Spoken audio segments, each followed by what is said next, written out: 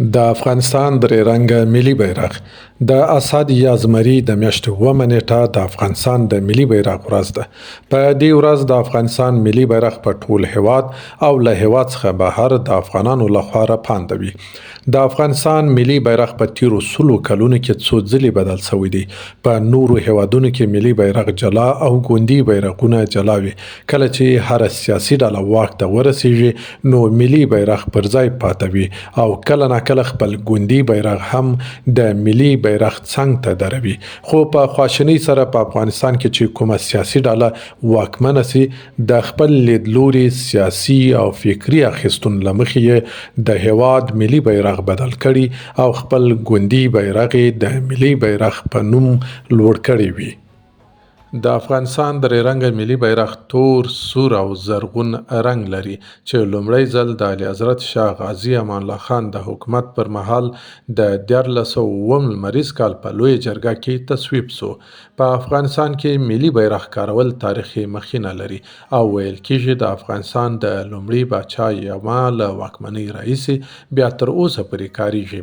د افغانستان د علومو اکاډمۍ غړی تاریخ پوه او لیکوال استاد حبیب الله رفیع وایي شاه غازي امان الله خان د افغانستان ملي بیرغ ته د درې رنګونو په غوره کولو سره غوښتل د خلکو مبارزه پکې منعکسه کړي.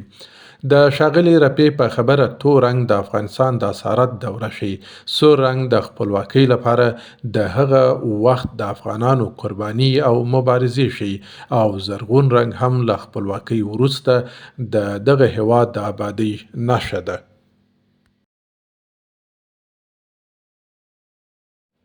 د هغه په خبره بیرغ یوازې کلتوري ارزښت نه بلکې سیاسي او فکري ارزښت هم لري او په دې دلیل ده چې بیرغ د یو ملت د ازادۍ او یووالي استازیتوب کوي.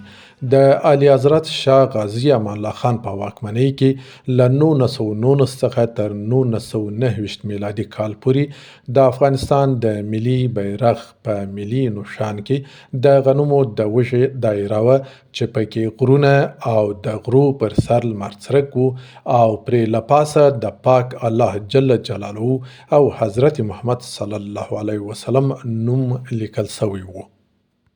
په افغانستان کې د غازي شاه امان الله خان تر واکمنۍ وروسته واک ته د حبیب الله کلکاني له رسېدو سره سم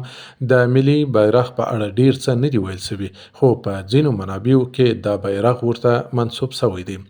پر افغانستان د حبیب الله کلکاني د واکمنۍ تر پای ته رسېدو او د محمد نادر خان له واکمنېدو سره محمد نادر خان بیرته د اعلی حضرت امان الله خان د دورې درې رنګه ملي بیرغ د افغانستان د ملي بیرغ په توګه پورته کړ، خو د بیرغ په ملي نښان کې په سپین رنګ محراب او منبر، شاهي تاج او دوه تورې ځای پر ځای شوي وي.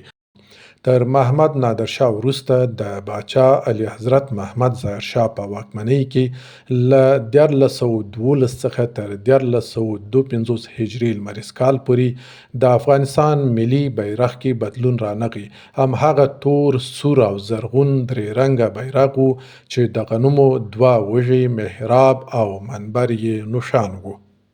په 1452 هجري لمریز کال کې چې کله سردار محمد داود خان واک ته ورسېدی نو د افغانستان نظام یې له شاهي څخه جمهوري ته واړوی او د سردار داود خان د واکمنۍ ملي بیرغ هم تور، سور او زرغون بیرغ و، خو زرغون رنګ یې د بیرغ نیمه برخه جوړول. د دغه بیرغ په ملي نښان کې د غنمو دوه وږې، محراب، منبر، باز د افغانستان د جمهوریت عبارت او 1452 کال راغلی و. د 1450 کال له کودتا او د کیڼ اړخو له واک ته رسېدو وروسته د افغانستان درې رنګه بیرغ په سور رنګ بدل سو چې د نور محمد تریکي او حافظ الله امین د واکمنۍ په دورو کې دا سور بیرغ د ملي بیرغ پر ځای کارېده.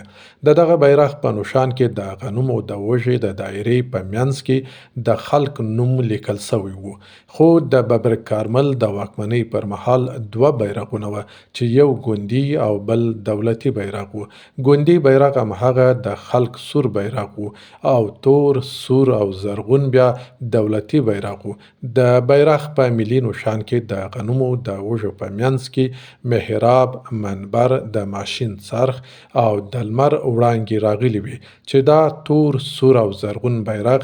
د ډاکټر نجیب الله د واکمنۍ تر پایه پورې د ملي بیرغ په توګه رپېده.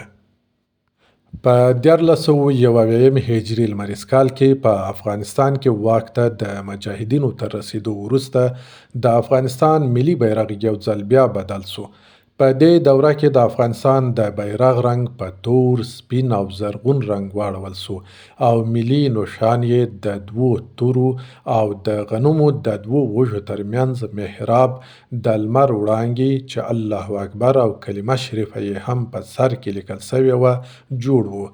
د برهان الدین رباني د حکومت له پرځېدو او په 1415 هجري لمریز کال کې د طالبانو په واکمنېدو سره سپین بیرغ پورته سو چې کلمه شریفه یې په منځ کې لیکل سوې وه.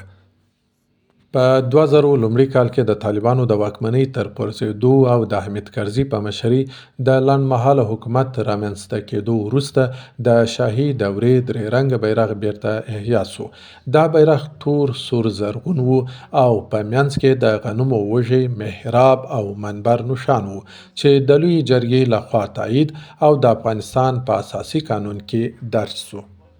د افغانستان د اساسي قانون 19مه ماده کې راغلي چې د افغانستان بیرغ له دریو تور، سور او زرغون رنګه ټوټو څخه جوړ دی. درې واړه ټوټې په مساوي ډول له کیڼ نه ښي لوري ته په عمودي ډول سره پرتې وي او د هر رنګ سور د هغه د اوږدو نیمایي دی چې په منځ کې د افغانستان ملي نښان ځای پر ځای سوی دی. د افغانستان د دولت ملي نښان له سپین رنګ محراب او منبر څخه جوړ دی چې په دوو څنډو کې دوه بیرغونه او د منځ په بهرنۍ برخه کې کلمه شریفه او الله اکبر او د راختونکي لمر وړانګې او په لاندنۍ برخه کې د 1298 هجري شمسي کال تاریخ او د افغانستان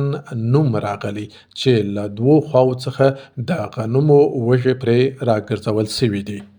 د حامد کرزي تر جمهوري ریاست وروسته چې کله محمد اشرف غني د افغانستان جمهور رئیس سو، د افغانستان ملي بیرغ همغه درې رنګه ملي بیرغ و چې د افغانستان د لویې جرګې له لارې انتخاب او په اساسي قانون کې درج سو.